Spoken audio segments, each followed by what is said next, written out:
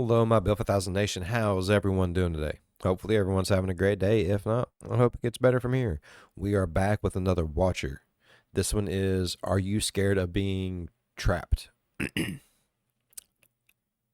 Me, personally, no. But it would also probably depend on the situation because I'm not a fan of tight places. So, like, if I was trapped in a box, I would probably freak out. But if I was just like trapped somewhere, I don't think I would freak out unless it was like literally inside something really, really small. Then it wouldn't be because I'm trapped, it'd be because of the claustrophobia. You know what I mean? Does that make sense? No, probably not. But that's fine. Nothing in my life makes sense. Nothing. Nothing. All right. And I have heard you guys loud and clear. We will continue to do Watcher. And I am very proud of them for coming back out and being like, we messed up. I respect that. Most apologies you get from YouTubers are not the best apologies. It's just like they're saying what they think you want to hear. But I do like the fact that, you know, they're still trying to get their way a little bit and remember that the fans are still the fans. I can respect that. They're going to keep up their little streaming service. You can get it like a month early. I don't know if you can get it all at one time or not, but you get it like a month early and all that other stuff. And I seen that there was reimbursing people money if they just wasn't wanting to be a part of their Watcher streaming service no more, where stuff was coming back out on YouTube and they was doing stuff for their Patreons and everything. Like, that was one of the best ways that could have played out. Like I said, they're grown-ass men making grown-ass decisions, and you've got to mess up to learn from your mistakes. You know, you don't just go through life without ever making a mistake. They made a mistake. They fixed it. I can respect that. And I know a lot of you out there is like, they've done it once, Bill, they can do it again. And I feel you, big dog. I do. But I'm all about chances, my friend. I'm all about chances.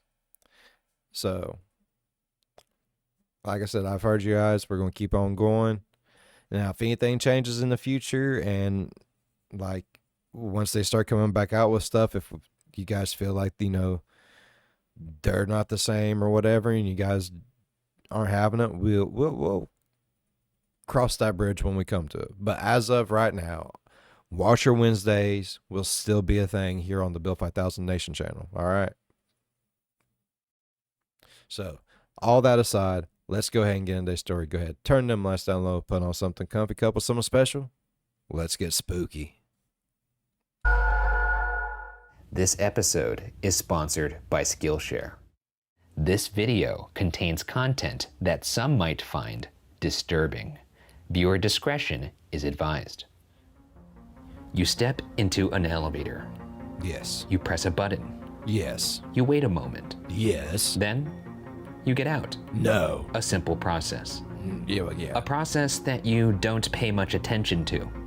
That is until those... I'm going to go ahead and say I do pay attention to that process because I am one of those people that after I get to my floor, I like to push other buttons. And I don't do it just because I'm an asshole. I love elevators, bro. I do. I don't like old school elevators, like the old chain that had the big cylinder that just went up from the bottom. Oh man, I love elevators and trains. I'm sorry, but those are my jams, bro. I love elevators and I love trains. doors don't open. And that's where we find our narrator, wedged. I do not like elevators that are on the outside of the building to where I can see my death if I fall. I don't like those ones. I have this thing with heights. I'm short. If I was meant to be that tall, God would made me that tall. I am not that tall. I'm comfortable with where I'm at. I don't have wings. I wasn't born with feathers. I don't need to be that high up. And I definitely don't need to see what I will hit if I fall. I want to be in an elevator inside of a building. That way I can't just look down and be like, I'm going to land on that baby. Like, lady, move out from underneath the elevator. Like, no, I don't want to see none of that shit. In the space between familiar and fatal. How we getting? I'm Ryan Bergara. Are we getting trapped in an elevator? Oh my Lord, I have had that happen to me before. It was whenever I was really, really little. My aunt was in the hospital. She had cancer, and at this point, she was practically living in the hospital because she had just started like treatments. She was practically living in the hospital for like that first year. And that's when King's Daughters was doing like their first little set of renovations. Like, King's Daughters is a huge hospital now, but back in the day, it was actually really, really a small hospital. Like Bellefonte, which is no longer a hospital at all, was bigger than King's Daughters at the time. And they was doing all kinds of renovations, and we was in there visiting my aunt because it was around Christmas time. And just me, I went down to go back to the car because my mom was like, Bubby, here, run mommy cigarettes back out to the car. And because she just forgot about them. They was in her hand. She didn't want it. She's like, run them back out to the car. And while you're out there, go ahead and grab some drinks out of the back of the car because we knew we was going to be there for a while. So instead of going down to the cafeteria and buying all kinds of shit and spending a shit ton of money, we just brought our own stuff and we just put it out in the cooler and we'd go get our own drinks and little chips and stuff. You know what I mean? So I went down, and the way it was, I had to go down this elevator, walk over, go up this elevator, walk across the sky bridge to get to the car parking area. Got there, put everything up, came back, walked across the sky bridge, and my ass was like, man, I have taken this route 5,000 different times. I'm going to take this elevator. I'm going to go up to the floor up above, walk down the other hallway, come down the stairs one floor, and I'm going to be right next to the door. That did not go the way it was planned. I started going up the elevator, and it just stopped in between floors. I was there for 6 hours.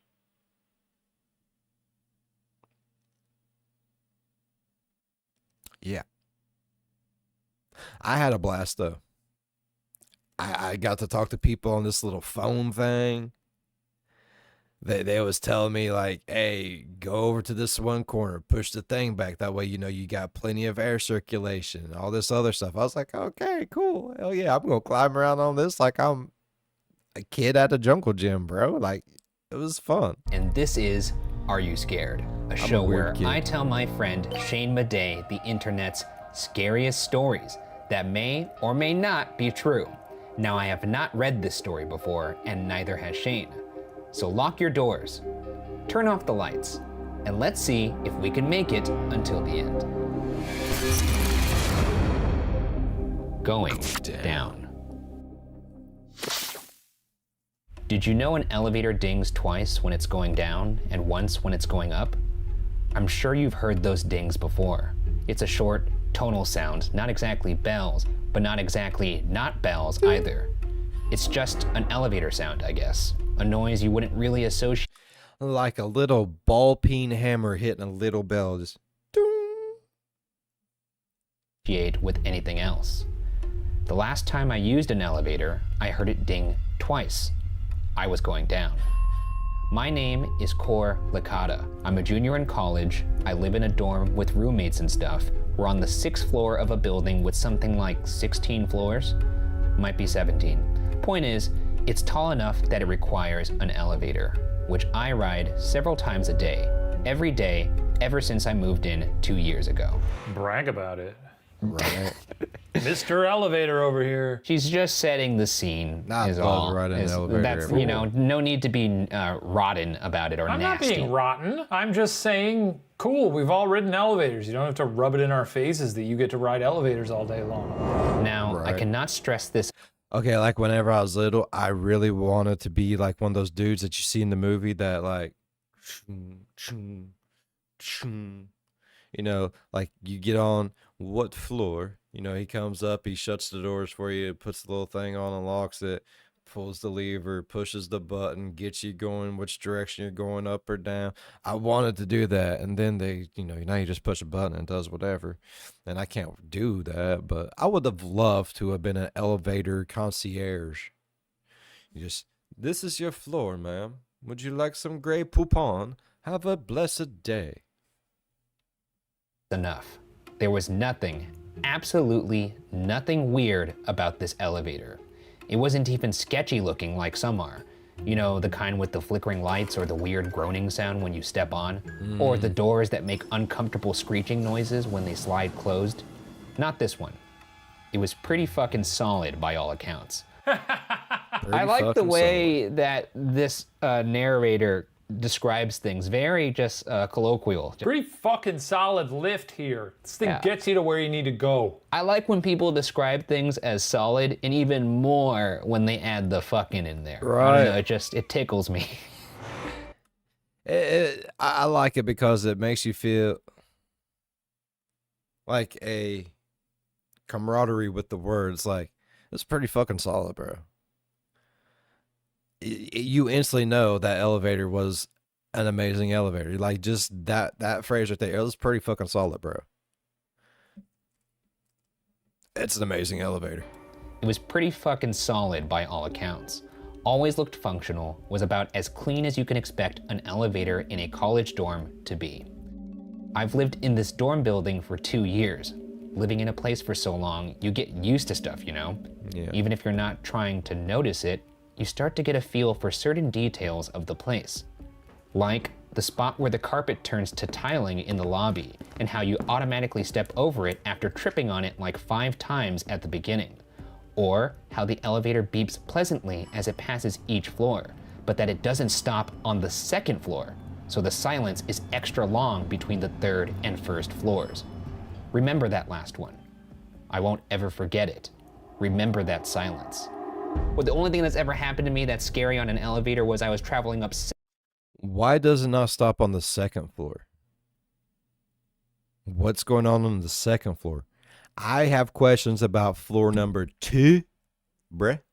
Several floors to a very high location, and I knew I had an extended time in an elevator, and I had a fart that was imminent, and it was an elevator full of people, and it was painful. I'm imagining that scene in Winter Soldier, except instead of a fight breaking out, it's you just ripping huge ass. Before I did rip ass, I did say, before we begin, does anybody want to get out?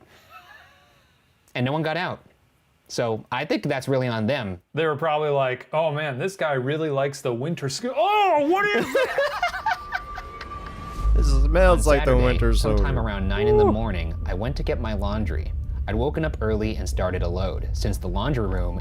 Could you imagine what he smells like inside that suit?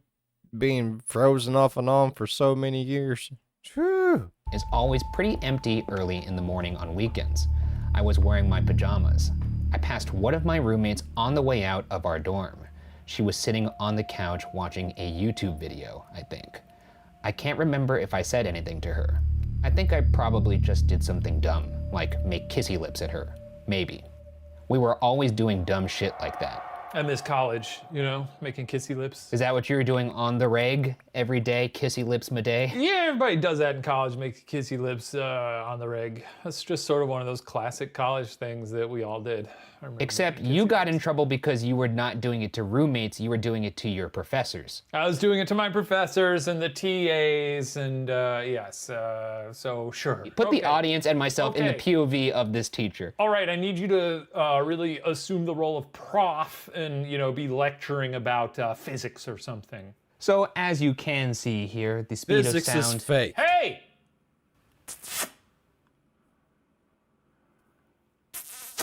Hey!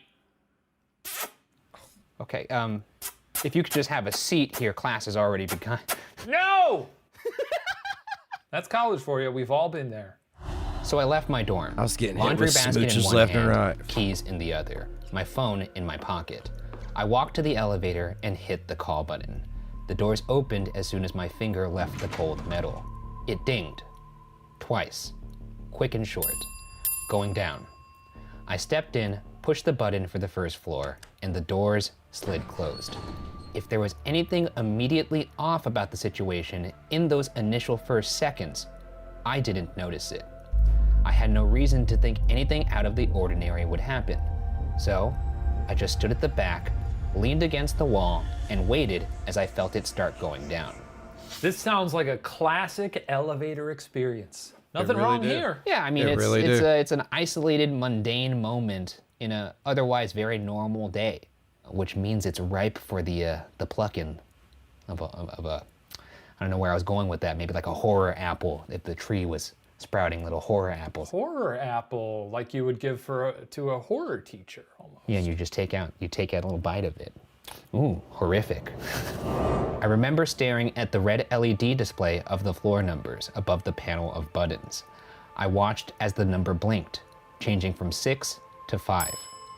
As it did, the elevator beeped pleasantly. I pulled out my phone even though the wait between my floor and the ground floor wasn't long enough to merit taking out my phone to pass time, listening to the accompanying beep as we passed each floor. The LED display blinked. 5th floor, beep. 4th floor, beep. 3rd floor, beep. And then there was a pause. A silence. I looked up from my phone. The LED display lingered on floor 3. For half a second, I felt panic rise in my gut. And then, just as quickly, I pushed it back down. This always happens, I remembered, mentally kicking myself. Literally every single time I'd ridden these elevators for the past 2 years. It was a fact of living here. Feeling kind of stupid at how quick I'd been to panic, I settled back against the wall, ignoring the rapid tempo of my heartbeat, and looked back at my phone. Waiting. Seconds passed. The display didn't blink. The beep didn't sound. But, and this is very important, the elevator never stopped going down, never changed speeds, shuddered, or did anything out of the ordinary, not even for a moment. It just kept going down, taking me along with it. An unflickering 3 glared down at me. At first, I assumed the LED display must have glitched out or something. I was clearly still moving down, so it was fine. I would hit the ground floor, maybe even the basement, and deal with whatever the issue was then. With luck, the doors would still open even if the display was broken, and if they didn't, I'd just use that emergency button that I was always terrified of accidentally pressing with my elbow. The point was, as much as the situation may or may not become pretty annoying, I wasn't in danger. And then, I had the sudden realization that I'd been standing there, running through those possible outcomes and solutions and all that bullshit in my head for a sizable chunk of time. Maybe a minute, maybe more. I'd ridden this elevator hundreds of times before, maybe even thousands. I'd ridden it a lot. I had a solid enough idea of how long it took to get from the 3rd floor to the 1st, and it definitely didn't take longer than a minute. For a long moment, I was just confused. I stood there, trying to work out the math of how I could still feel like I was moving at the same rate I'd been from the beginning, but not hit the bottom yet. I've never been good at math, so I stood there with my brain spinning in my skull, just trying to make sense of it. And in that time, the number didn't blink. The beep didn't sound. And the elevator never stopped or even faltered in its descent. By that point, the fact that I still hadn't hit the bottom was starting to fill me with panic. Trying not to let it overwhelm me, I considered that maybe the elevator went further down than the basement, that maybe there were levels down lower. I couldn't see any buttons for anything below the basement, and I had never heard of anything further down. But it was the only really reasonable explanation left, so I told myself that that had to be it. What are you doing in this situation? It's Raccoon City. She's jumped into one elevator that takes you all the way down into the hive.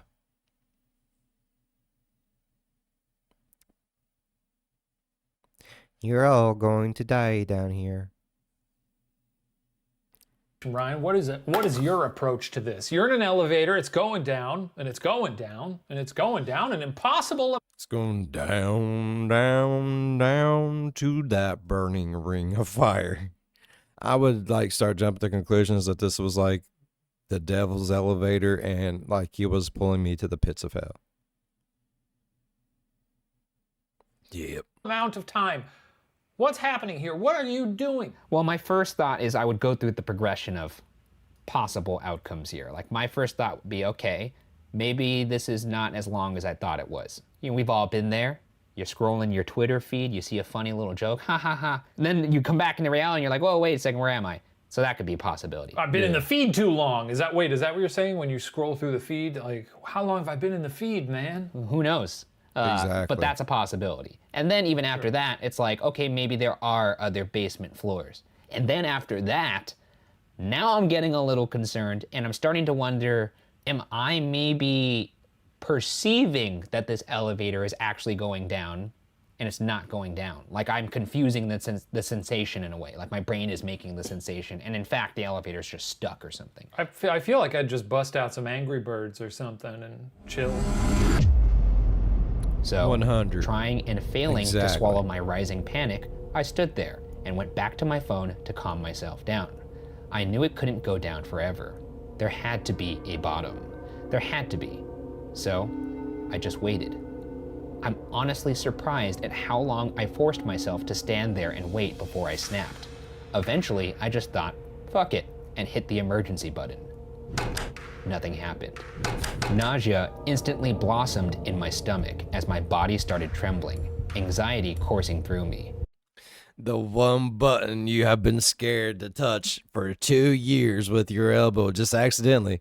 Come to find out the sumbitch ain't even hooked up. Oh.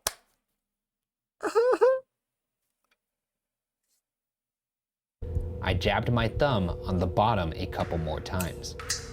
Nothing. I hit every other button I could see. Each one lit as I pushed it and blinked off sadly when I let it go. Nothing. The elevator did not stop going down. It didn't falter, it didn't shudder, and it did not change its speed. Above me, the LED display glowed red, unblinking. I stopped hitting buttons and stared at it until the glowing red 3 was burned into my eyes, until I saw it That's not flashing good. in the darkness every time I blinked. It did not flicker. Elevator. That's what they should call this. Is that what this story's called? Elevator? Elevator. No, It goes but to hell. that's a good name for it. I'm actually sure that must be a B horror film at this point. Probably. No? I'm not gonna lie. At this point, I'm starting to. What was the one where they was all trapped in the elevator? Was it Devil? What is that the name?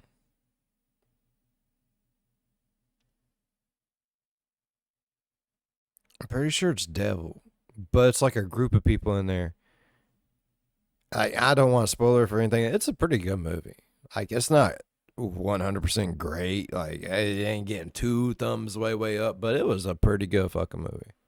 Lose my shit. The idea of being trapped in something that's perpetually in motion, that's kind of breaking the laws of physics as in real time, I'm legit probably really starting to have a panic attack at this point. Actually, reading this is already giving me a panic attack. Just even placing myself in this situation. Are you not freaked out at this point? No. No, because it's just kind of a weird situation to have. I feel like it's like it's like if someone was like, I took a bite of Plus, she has a phone. Call 911. a hot dog and I kept on biting and I still had a hot dog in my like it's But not, you're Professor Science Man.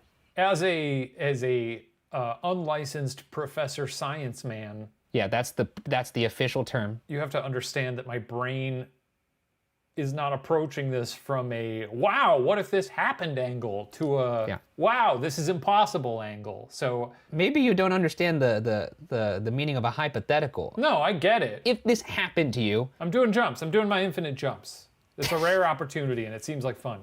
If I die in an elevator, then they'll be like, well, we got to fix this, you know? Yeah. So I guess in the end, it was worth it. Could I actually just see what you would probably look like? At least no one else would die. The same way Elevator you jump, did. if that's the last thing you were doing as the last breath left your mouth.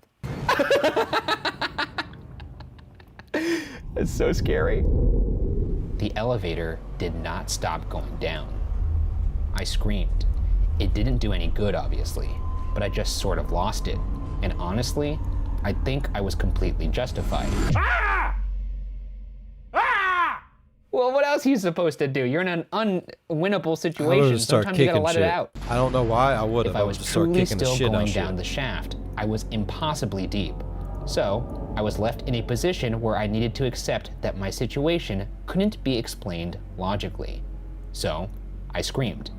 I slammed my fist into the panel of buttons once, before I thought better of it and just slammed at the bare walls with my hands until they ached and stung. Eventually, I just slumped onto the floor, feeling completely defeated. But as I did, I realized I could just check the time on my phone. With this, I could figure out how long I had been trapped here. I knew I had gotten on sometime around 9:20-ish. I blinked at the bright screen and focused on the numbers. It said 9:23. I instantly felt a flood of relief. I was just overreacting. I had to be, and that was proof. I was disassociating or having a nervous breakdown or something, because no matter what, the clock wouldn't lie. I hadn't been going down for a crazy long time. It had only been a couple of minutes. I was fine. That had to mean I was fine. So, I sat there on the floor, just letting myself breathe for a second. I checked to see if I had service. I didn't, but wasn't too surprised, as my phone barely works in elevators on a normal day. So, I just kept trying to slow my breathing. My throat was raw from screaming, and my hands still stung.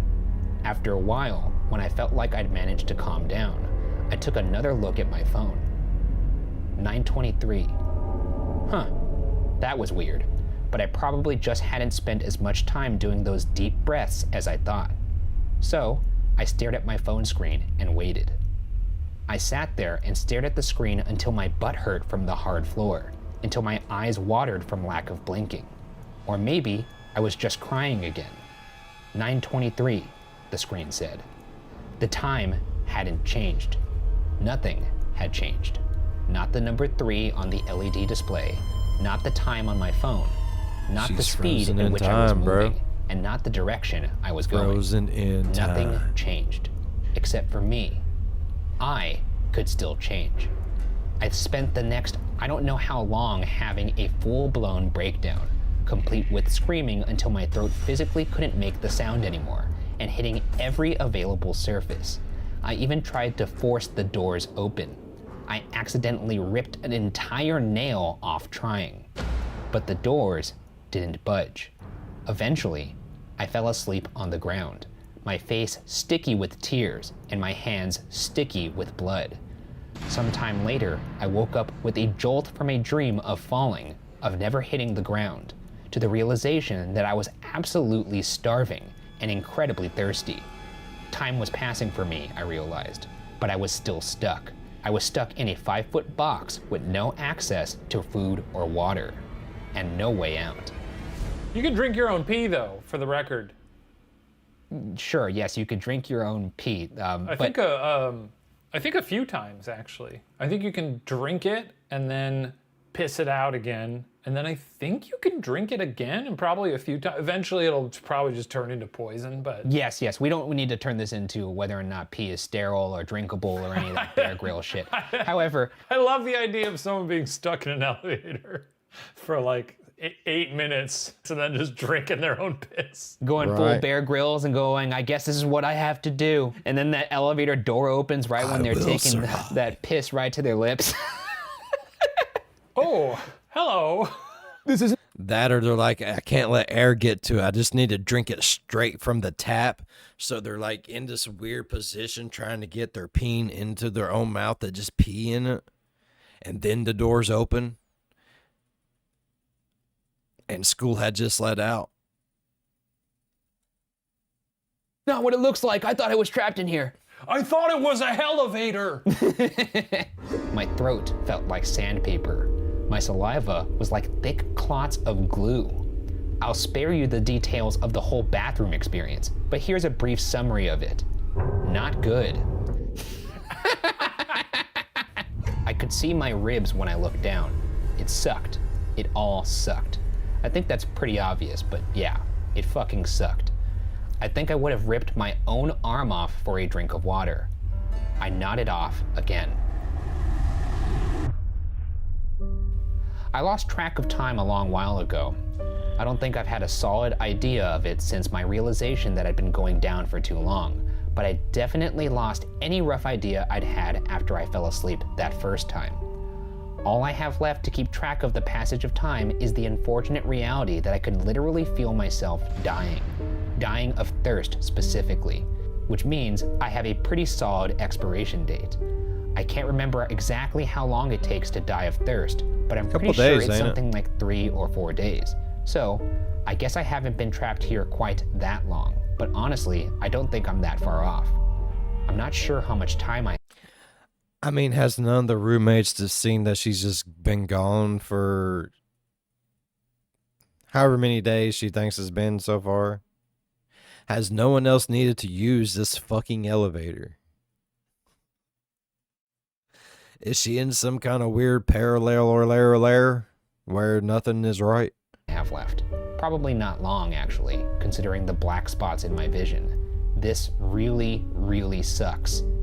I'm not ready to die, I don't think. I can't stop thinking about my family.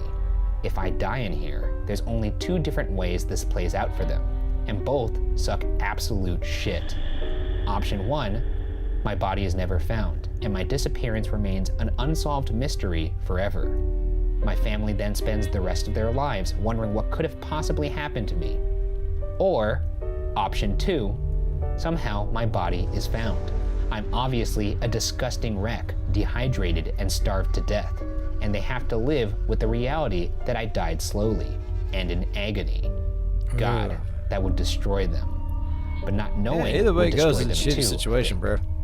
I don't even know which outcome I'd prefer. I guess I won't exactly get to choose, so...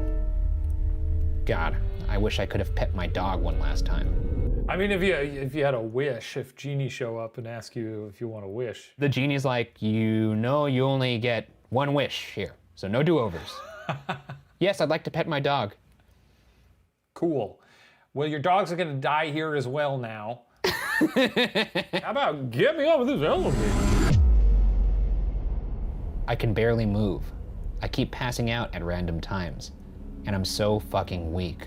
I can barely even hold my phone. I'm lying on my stomach right now, so I can leave the phone on the ground while I type. I'm just going to close my eyes for a bit. And then we go into, it looks like, an investigator supplementary note, October 3rd, 2019, case file 9836.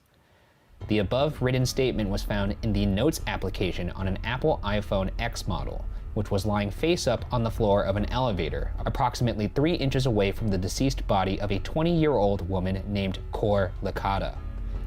The timestamp on the electronic note indicates that it was written on October 3rd, 2019 at 9:23 a.m. The body of Cor Licata was found on October 3rd, 2019 at 9:23 a.m. approximately by another resident of the dorms. The deceased was last seen by one of her roommates at 9:21 a.m. approximately as she left the dorm to retrieve her laundry on the ground floor of her dorm building. By all evidence presented, including the aforementioned witness account and the timestamps on her mobile phone, she was unaccounted for approximately 1 minute while taking the elevator from the 6th floor to the 1st floor. The body of Cor Licata was found in a state that the forensic teams agree is consistent with 2 years of decomposition. The cause of death has been determined to be dehydration, after evidence gathered indicated a lack of water or nutrition for at least 3 days before death. Additional non-lethal trauma to the hands and face appears self-inflicted. Despite the evidential forensics, the victim seems to have only been missing for no more than a minute before her body was discovered. This investigation is ongoing, with current inquiries into the possibility of a homicide. I believe this label to be inaccurate, but a more suitable one could not be found. End of investigator's supplement. So, are you scared? I mean, that made it a little creepier, yeah. As mentioned before, this episode is sponsored by Skillshare. Skillshare is an online learning community with thousands of inspiring classes for creative and curious people. You can take a class on video editing or photography, or in my case, animating with ease in After Effects with instructor Jake Bartlett. Jake was really helpful about establishing the basics of animation, such as graph tools. There are no ads for Skillshare, and they're always launching new premium classes. And it's less than $10 a month with an annual subscription. And the first 1,000 people to use the link in the description will get a free trial of Skillshare Premium membership. That'd be a bummer if you were like really pissed off, like someone left their clothes in here, and then someone just tapped you on the shoulder and was like, she turned into a raisin in the elevator. You'd be like, what? Well, let's find out if this is true. I got a sneaking suspicion here. Going Down was submitted to us for this show by Maya M. and is an imagined story. Oh, thank God. I know you were at the edge of your seat there, Shane. Oh. Everyone could sleep soundly tonight. You could go up the elevator to your apartment undeterred, because you will not have the life force sucked out of you and suffer honestly. It was aliens if it was real. Maybe one of the most horrible deaths I could imagine, which is the idea of being trapped in a metal prison until you eventually starve to death. Too scary. I always enjoy it when stories have a nice moral twist on them, kind of like old Twilight Zone episodes. This is a testament to all you people out there who are staring at your phones, even in the smallest bits of time. She even admitted it to herself. She did not have enough time to, browse around on her phone in this elevator, and she did it, and guess what she got? More than enough time. Guess what? She fucking died, you losers. So stop looking at your phones. Yeah. With that closing thought, good night. All right, I really enjoyed. See, that's what I'm saying, man. It's their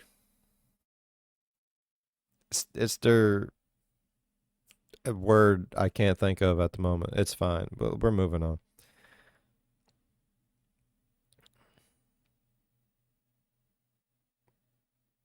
I just love how they words. I'm over it. All right, I really enjoyed today's video. If y'all enjoyed today's video as much as I did, please go down there, leave a thumbs up. While you're down there, go on over, slap the subscribe button, become part of the Build 5000 Nation. We do some crazy shit here, bro. If you want to know when that crazy shit happens, ding that bell. It might work for you. It might not, but if it does work for you, jump in on one of my premieres, go over in the live chat and be like, hey, Bill, you just dinged me. You know you shouldn't be dinging me that late. You did it anyways, and I'm okay with it. Leave a like and dip. That's all you got to do. As always, be good to one another. I'll see you in the next one. Bye-bye. If she would have went and got some Bill 5000 merch from the Bill 5000 merch store, boom. Boom. She would have been safe. Even if it was fake. She had been fake safe.